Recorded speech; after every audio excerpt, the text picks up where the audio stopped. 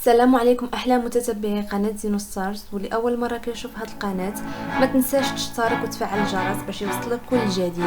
في هاد الفيديو غنديروا تحدي الجمال بين جوليا بطله مسلسل لحن الحياه، مريم بطله مسلسل الطيور المجروحه، وريحان بطله مسلسل الوعد. وما تنساوش تخليو في التعليق ديالكم شكون هي اجمل وحده بالنسبه لكم. ونبداو مع جوليا بطله مسلسل لحن الحياه. اسمها الحقيقي هو بورجو بيرجيت، والسن ديالها هو 32 سنه. هي ممثله عارضه ازياء وايضا مغنيه، وهي متزوجه. ونخليكم مع باقي الصور ديالها.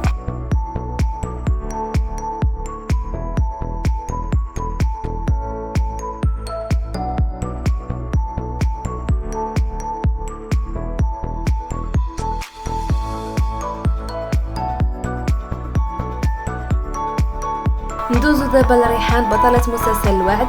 الاسم ديالها الحقيقي هو أوزجي ياجيز، والسن ديالها هو 24 سنة، وهي ممثلة تركية. نخليكم مع باقي الصور ديالها.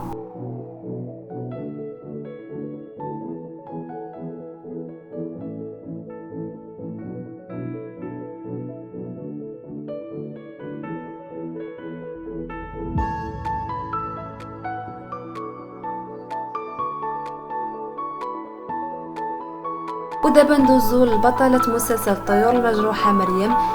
الاسم الحقيقي ديالها هو جيزام أريكان، والسن ديالها هو 27 سنة. ونخليكم مع الصور ديالها.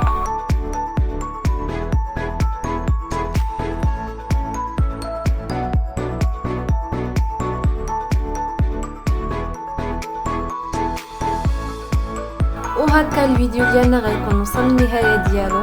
كنتمنى يكون نال الاعجاب ديالكم، والى اللقاء في فيديو اخر.